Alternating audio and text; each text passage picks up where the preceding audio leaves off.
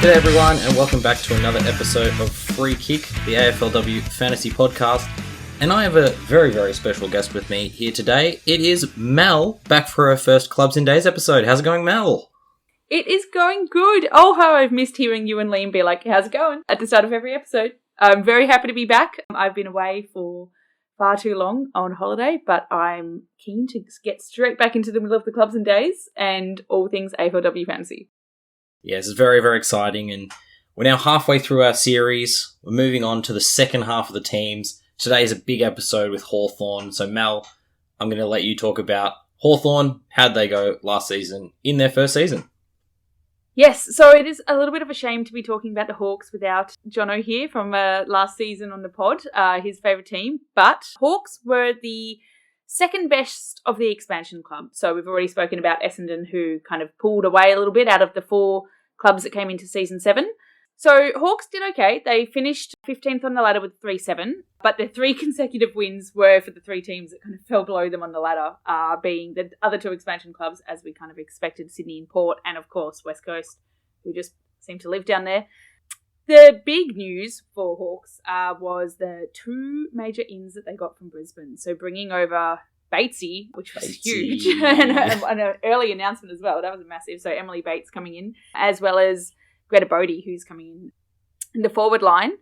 In terms of their outs, just a couple of notable ones here. We had Eliza Shannon, defender, moving over to North, as well as Jess Duffin, who retired. So leaving a bit of a gap in that back line there for Hawthorn. But that breeds a lot of exciting opportunity. Yeah, it sure does. And yeah, they're a team that have recruited some pretty big names, as you said there, Mel. So it's going to be super interesting to see how they go in the following season. We've seen they've got a big midfielder inclusion in Emily Bates, but we actually had the chance to sit down with one of their young emerging midfielders earlier to have a chat about her team and how they're going to go this season. Mel, would you care to introduce us? Yes, we did. You and I got to have a beautiful chat with Charlotte Baskaran. So let's listen to that now. How's it going, everyone? I'm Mel, and you're listening to Free Kick. Today, I'm joined by Will, but also Charlotte Baskaran, a midfielder for Hawthorn, who debuted in Season 7 after being picked, I think, 9th and 3rd for the Hawks recently. Charlotte's made a massive impact since she started in the team, playing all 10 games last season. So, very excited to have you on. How's it going, Charlotte? I'm good. How are you guys? Very well, thank you. We're well. Pre-season's just started. How are you feeling about your second pre-season? Yeah, pretty excited. We've had our first kind of 2 weeks at the club and getting stuck into training, which has been awesome, and welcomed in a few new girls this year. So, just getting kind of stuck into things and getting prepared for the season ahead. So we might start a little bit with you and your journey. It's been a fascinating one. So I was doing a bit of research before this interview and I found an amazing quote. You've been quoted as being the embodiment of several development years in the elite talent pathways. So you've had four consecutive years in the NAB Girls League, and because of that, you've been able to develop really well and really quickly. So, massive last year in 2022 as captain, taking the Western Jets to finals. So, for a footy career, it's already gone up and up and up, and it's amazing. And then you come into the AFLW and absolutely smash it. How did you find that type of pathway, and how do you feel like that pathway is helping to develop kind of elite superstars being so young? Yeah, being at the Western Jets and kind of the NAB pathway helped me heaps. The coaching and development that I had throughout with a couple of different coaches in the program was amazing. And following kind of the footsteps of girls who I also look up to now in the AFLW has been really important. And I think, just me striving to be my best and, help the other girls in the program as well. Like, as you said, being captain of the last year was really cool. And obviously getting into the grand final and winning it just kind of topped everything off. But helping the other girls and developing them as well. We all kind of had a common goal, and without pathways like them, I definitely wouldn't be here today. And just enjoyed the journey that I've had. I just can't wait till what the future holds. How was the move from the girls' league to the AFLW? I suppose we've talked a bit about how you were part of quite an established team at the Western Jets, which was quite successful, and then you're moving into a brand new team in Hawthorn. What was sort of the big challenges in moving into that AFLW arena for you? Yeah, I suppose being last year, our year was kind of unique because all of us were at high school still. So kind of balancing school and being at the club and training was pretty difficult, especially because I wasn't 18 until December. So my poor parents had to drive me everywhere, and I'm very grateful for that. But yeah, I suppose the challenge that we had, and I had especially, was school and footy, and the club was really great at helping us handle and manage our load, and they were there to support us if we needed it. And I think that was probably the biggest challenge overall. And coming into a new team and not knowing anyone, and us as a first year club being integrated into season 7 it was a challenge for all of us. And I think we all took it on really well, and kind of set our brand of footy and how Hawthorn want to play as a team. And super proud of everyone last year and how we kind of started it off, and just going to build from there. Yeah, that's fantastic. And I guess I have to ask, is mum still driving you to training these days? No, she's lucky. Mum and dad are both out of it now, so I've got my license, and I'm driving myself over there. Very good. Oh, that's nice. So obviously, like you mentioned, there was a lot of 17-year-olds last year. Now that you are kind of finished with high school, how do you feel like that, I guess, lack of balance of school and footy is going to feel for you this season? And like, what are you balancing instead? Are you balancing like work, or what's on with you? So I'm currently at uni, studying, and obviously just training as well. Not working at the moment, just kind of focusing on managing those two. And at the moment, it's going really well. The uni that I'm at has a program where it's set up, and I'm really enjoying the structure of it. So, managing them hasn't been too much of an issue. But heading into, I suppose, the busier times in season and the rest of pre-season will be interesting. And I think just for me, staying in communication and just understanding what I need to do before I get to training. So then training is, my mind's strictly on that. I think that's really important to manage what I need to outside of footy, and then get to footy and just enjoy it. Yeah, and the Hawks list has got quite a lot of really young superstars coming through it. Alongside yourself, you've got players like Jazz Fleming and Mackenzie Eardley. As their journey and their similar, not really struggles, but they're having to juggle school and now uni. Has that been sort of a solidifying thing for you as a group? I suppose last year for us 17-year-olds, we obviously didn't have as many contact hours at the club. But this year, we're there 4 days a week, and we're training really hard. And I suppose as a group, and as everyone as well, everyone's working, everyone's got their own kind of thing that they're doing outside of footy. So I think that everyone is just kind of managing what they need to do. And seeing everyone at the club, everyone is pretty determined and focused as a whole. And we all support each other. And I think that's the most important thing, is that we get around each other if anything's up, and we just kind of build from there. Yeah, that's fantastic. And moving on to sort of season 8, I suppose, you've got some really big name ins this season. You've got, W Award winner Emily Bates coming in, Greta Bodey, who's a fantastic goal kicker coming from a very successful team in the Brisbane Lions. Has been a lot of talk about how they're going to fit in, and in terms of your role, is it more just natural growth to help complement those sorts of senior stars? Definitely. I mean, I suppose them two coming in has been a bit of a change, and I definitely look up to someone like Batesy, who's obviously a very experienced midfielder and someone that I would love to be one day. And she's just got so much knowledge, and she's so determined, and she works so hard. So I think she's a bit of a role model, and for her to be playing at the Hawks is really exciting and coming into this season. So I think that yeah, just all of us as a whole has really adapted and brought them into the program. And yeah, I think that they're just really good inclusions to the club. Yeah, fantastic.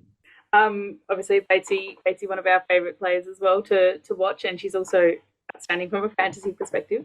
But I was watching one of your, I think it was maybe your pre-draft little video recording or something, and you were talking about how you like Mon Conti's game style, and you were like thinking about how you aspire to kind of play like her. She is my favourite player, so I saw that and I was like, woo, how exciting. I guess you've got some amazing kind of established midfielders in the game that you can be watching. Bates, Conti, is there anyone else that you're really trying to like watch and learn from, either like in the Hawks or outside of that? Yeah, I mean, there's a lot of players that I kind of look at in different roles and their strengths and kind of what I'm good at. And there's a lot in the competition that I kind of look at, but yeah, I think Mon, who's kind of similar height and similar size to me, and I think that she's super talented, and her skills and execution is something that I really look up to. And just her ability to find the ball. Moving away from the AFLW, I actually watch the AFL, and I'm a huge Collingwood supporter. So I think Nick Dacos is a really good player too, who I kind of look at. And even though he's in the men's, his ability to use his speed on the inside and also find it extremely well on the outside is something that I also, kind of role model my game off as well. And I think it's just super exciting. And every season, I suppose everyone grows, and I can't wait to see who performs really well this year. That's fantastic, and I'm a bit of a Collingwood man myself, so I'm happy to hear that one. Yeah. You've got some excellent leaders at your club. Hawthorn, you've got Tilly Lucas-Rod, who's been a fantastic captain, Tamara Luke, who's been a great leader, and now, of course, Emily Bates. What's it been like for you learning from those sorts of leaders, given you have been a premiership captain yourself? What's there been sort of in the step up in terms of the leadership roles? I suppose looking up to them, it's just to see how hard they work. It's really awesome to see, and if you want to kind of get the most out of it and keep developing, that's what you need to do, and to look up to them and see how they go both on and off the field, and kind of their influence on others. Like, I just think that they're super determined, and they always just strive for everyone to be the best. And I think it's something that I really look up to, and as a person and as a player. Similar to that, you've had a very fast trajectory in a very short amount of time, and you're also still quite young. Looking at the kind of the goals that the Hawks got last year, 3 of them coming from you, that's like a tie with some of the highest goal kickers for the season. I'm curious, like, given the fast trajectory of your growth, what are you looking to work on in season 8? I suppose as a team, like coming into season 7, there wasn't anything expected from us because we were a new team. But I think, our brand of footy and the way we developed and trained over last year and heading into this year, I think we've really established a really set game plan and how we go about it. And we love to be ferocious. We want to be hard to play against, and that's kind of still our brand heading into season 8. And I think, just to be, I suppose, the best we can be, and we want to be up the top. So we're going to do everything we can to get there. And I suppose we're all just really working hard. You said, like, you want to be tough to play against, and we've seen it a bit throughout the AFLW history that coming in as a first-year expansion club, it's always a bit tough because you do, need to build that synergy amongst your team. But was that really the message that you came out of last season with, is that we want to be a tough football club, we want to be hard to play against? Was that the main thing? And is that how you're looking to improve, I suppose, going into season 8? So like our brand of footy is pretty much what I said. And I suppose just being a side where you don't really want to play them because you know that they're not going to give up and they're going to keep trying and trying, and no matter the result, I think it's just something that we strive ourselves on. And just to be super hardworking, and never give up mentality is kind of what we strive on. Yeah, and following on from that, one of the things that we were really impressed with Hawthorn last season was that you were, even for a young team, pretty miserly in defence. You defended the ground really well, even though you had mostly quite young players in there that were playing together for the first time. So it must have been pretty fantastic to have that young defensive group holding it together against some pretty offensively strong teams. Yeah, definitely. I mean, we are a pretty young side, and although we've got some new experience coming in from, I suppose, the older girls, but I think being a young side, we have heaps to learn, and the coaches are really helping us with that, and some of the other experienced players too. And yeah, I think as the first year coming in last season, we played really well and probably could have won more, but scoreboard didn't quite show our efforts, and this year we hopefully that will.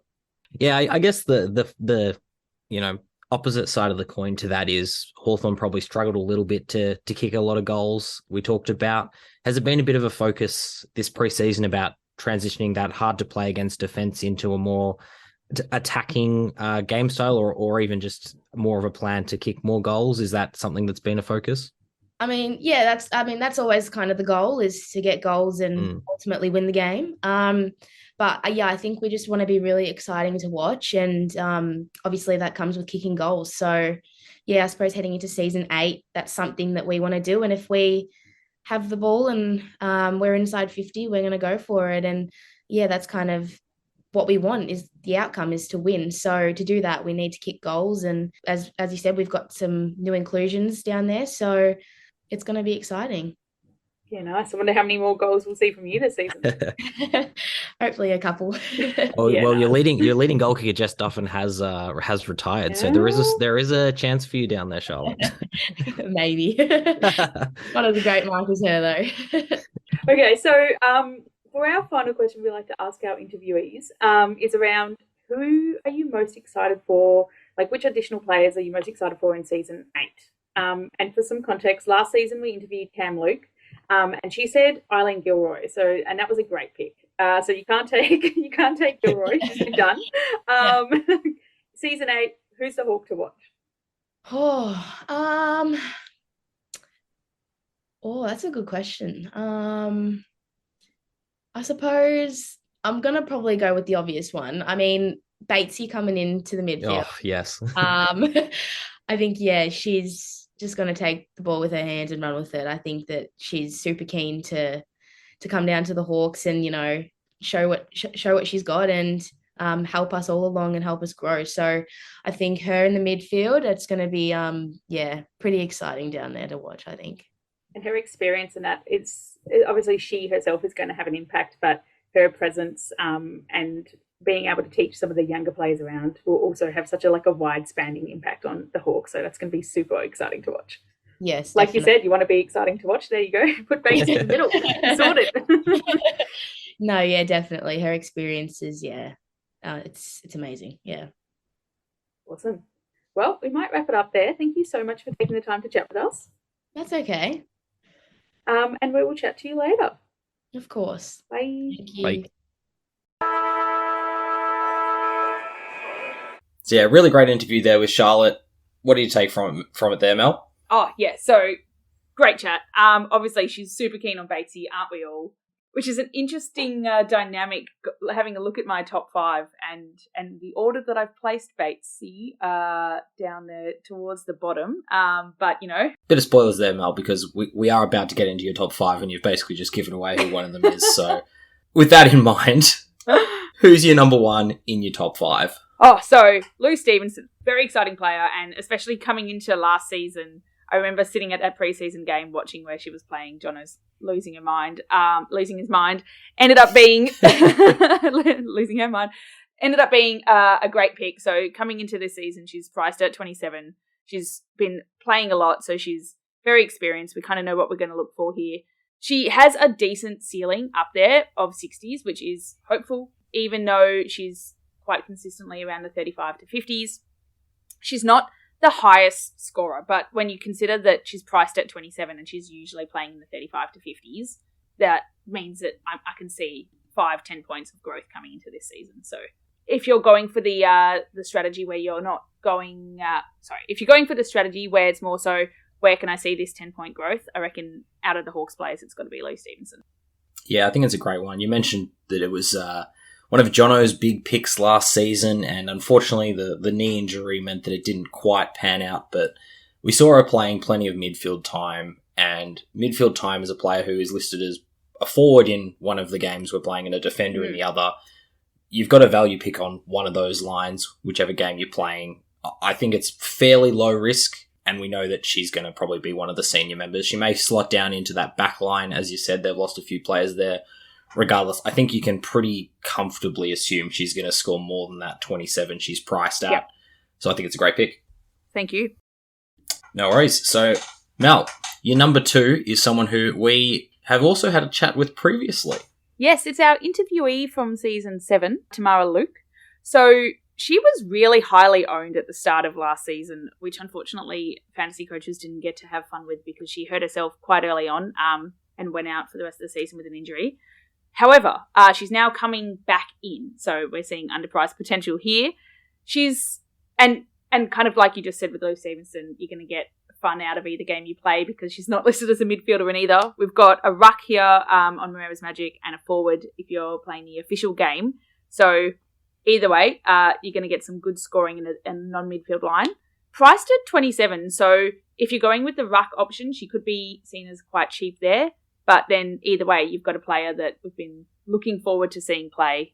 Yeah, you're right, Mel. I think absolutely wherever she's going to play, whether it be as a forward or a ruck, you've got plenty of value there, priced at 27. We saw that Lucy Wales played a lot of that ruck time, so she's probably a chance to play a fair bit up forward, which whether that's a good thing in a expansion team that's now becoming a bit more developed, I'm not sure it's the best scoring position, but you'd think she'd probably be able to at least bring that average up 5 or 10 points. So it's again, a pretty low risk pick. And after what we saw last season, I think it's one that you could definitely be fairly comfortable with. Yep. So with that in mind, I'm actually super excited by your pick 3 because this is one of the more specky picks we've seen in a top 5. And I really, really like it. I was about to say, we've gone from 2 quite low risk picks here to a specky third. Akesh McCutcheon is my number 3. So we've got a defender here that's priced at 42.5 in the official game. The reason why I think this is a really exciting option. So we've had Duffin's retirement, and looking somewhat at the books of the most experienced players, here she is. She's got a lot of games under her belt. She could be kind of stepping into that role. She's had a really consistent scoring in season 7. So I know this is a fairly wide bracket, but between 35 and 63. So she's kind of priced in the middle of that with a high upside. But I'm also thinking that last year was the first year for the Hawks. They didn't have a great game, but now she's coming in, potentially filling a bit of a role in the back line for a round 1 versus Essendon. And I'm thinking about the round 1 matchups here, more from a Moreira's Magic point of view. If you've got kind of 2 second-year clubs going at it, she could be one that breaks out early, and maybe she's a bit of more of a cash gen option, given she has that ceiling, rather than a long-termer. What do you reckon? Yeah, it's a really interesting one. And the question I'm going to throw to you to answer, Mel, is, does it concern you that she mostly played on the wing last season if she does have to go back to fill a key position spot? Because if she is playing as a genuine key defender, that may limit her scoring. Is that something that you think is possible, or do you think that they've got more young, tall timber that might take that role and she'll keep playing that running off half-back role? That's a very good question. I am kind of just hoping, though, that even if she doesn't get the midfield spot, that there's enough going on, and maybe she's not quite so key position, but there's enough going on in the back line to keep some good scoring. I think that her aerobic capacity was one of her greatest strengths, her ability to run and take marks up that wing. So I think that role will probably stay. But yeah, it'll be interesting to see, especially across the practice matches, how Hawthorn are using her. Yeah, I'm going to slap on a customary watch and wait, or, watch the Pracky game, see where she plays for this one. Bit disappointing you didn't go straight to a flag for that one. Watch and wait's my thing, Mel. Yours is flag chat, so... Oh, gosh, it's so early for flag chat, but yes, we'll bring it back. Moving away from specky defenders, we got a breakout star from last season, very high draft pick. Who's your number 4, Mel? It's got to be Jazz Fleming. So what we're really looking for here, she's just been named co-vice captain with Batesy, so exciting news here. And from what we've seen for kind of breakout stars before, We've got the Rowbottoms. We've had the Prosparkuses coming through after a great first season and had first couple of seasons, and then getting really into their game style. Hoping that this can be Jazz Fleming here, that she's averaged 59 in her first season. Moderate, but if she can show good things, this could be one of those ones where we see another young player come and just absolutely smash it out of the park. Yeah, and I don't mind that, because we've seen, you mentioned Prosparkus and Rowbottom, we've seen that those really high draft picks in the midfield can just go from averaging that 60 in their first season all the way up to, I mean, Prosparkus averaged 95 last season. That's huge. Yeah, I mean, I'd take an 80. Yeah, but that's the thing. If she scores an 80, that's a price increase or average increase of 20 points. That's massive value. And the fact that she's been named co-vice captain, as you said, she's definitely going to be playing. She's definitely going to be in there. Someone's seeing potential there. Yeah, definitely potential. So, and for number 5, you've put in our notes reluctancy to say it, which is something I never thought I'd hear about this player. We've already talked about her. Mel, number 5. Yeah, so I understand the controversy here. I've got Batesy, and I thought it's not right to not mention Batesy at all. 5th position feels rude, but, you know, when you've got two really exciting no-brainers in Stevenson and Luke up the top, I had to chuck in a specky. You've got to break out in Jazz Fleming. Bates almost has to sit down at number 5, but she's in the list. We kind of did a little bit of a review of this when we were doing our trade reviews on Instagram, having a look at how the shuffle for a player to a new team is likely to impact their fantasy scoring. And Tag Magnet was kind of the conclusion here, in that you've already got, we could already see a fall in her fantasy points after she was named best and fairest and then kind of copped a tag off the back of that. If we expect even more tagging now that she's got centre stage in the Hawks midfield, obviously amazing player, but is that going to dampen her fantasy scoring even more? If so, while she is an amazing name, and a lot of people, especially if you're coming to play fantasy for the first time, she's a name that you know, there's the risk that she's worth more than the potential she's gonna bring. So I think that if you're someone that's building their team for the first time, especially in the official fantasy game, and you're looking for big names to put in your midfield that you know are going to be good scorers, not necessarily value scorers, but going to give you a decent amount of points, then she's one to bring in. But if you're playing more of a Moreira's Magic, or if you are looking for potentially a bit more value, then there will be other midfielders to pick. But also Batesy, how good. So, a Will special, how exciting. I'm loving this format where the host gets to throw in something specky at the end. Will, who do you think that I've missed from the Hawks? See, mine's not really that specky, and a few of our specials haven't been that specky, but it's a player that we haven't talked about as much, Tilly Lucas-Rod. And I love Tilly Lucas-Rod. They're a fantastic player, captain for a second season, and I think one of the things that's a bit underrated about them is that they're super consistent. Since round 4 in season 6, they have basically not scored below 70 points. That's nice. Which is consistency that is really, really good. And I think of Tilly Lucas-Rod as a player that you're probably more interested in the official game if you're looking for a unique player. Because I think a lot of people will probably overlook them for probably a player like an Emily Bates, which is probably a bit of a bigger name. But we've talked a little bit in our previous episode about how a lot of the strategy regarding the official game is picking a really good starting team. So something to do that is always really interesting for these games is picking unique players, because that's a way you can differentiate yourself and get lots of extra points that other people aren't getting. And for me, Tilly Lucas-Rod is a perfect example of a player that a lot of people probably won't pick them, and therefore if they start the year on fire, we saw in season 6 in particular that they finished the year like a house on fire. Definitely a player that you could put in your team, maybe even as an M3, yep, possibly, depending on how you're structuring it. And I think you could be on a bit of a winner there. Price-wise, they are up there because they're more expensive than Bates. And so it's interesting you've called out specifically the official game strategy, where for maybe players coming to it for the first time that are looking for a set-and-forget midfielder from the Hawks to bring into their team for consistent or expected known high scoring, there is I imagine a lot of people will go Bates, and I reckon if we looked at it right now, Bates is going to be higher owned. But Tilly Lucas-Rod actually fits those criteria better, the uniqueness, the consistency, higher priced, higher scoring. Yeah, so it's actually a really good call out. I like that one. Yeah, and it's actually quite interesting because neither of them are that highly owned as of recording. Bates is around about 6% and Tilly Lucas Rod's around about 3%. So neither of them are particularly highly owned, but even then it's basically half of the people are picking TLR. Yeah. You've possibly got a bit of a unique one there, and I don't mind doing that especially in this official game, because uniqueness is probably what's going to be something we talk about a lot going through the season as players you can target that other people aren't picking that are scoring points. Yeah, love it. Oh, can't wait to start playing and think about uniqueness again. So fun. Oh, absolutely. And I've been known for my uniqueness throughout our history of this with some of the picks like Amy McDonald. Yeah, they've served you well. And that's why this is a special, because even though we know Tilly Lucas Rod is going to score well, it's a player that's going to score well for not many coaches. And that makes it special. Get on it.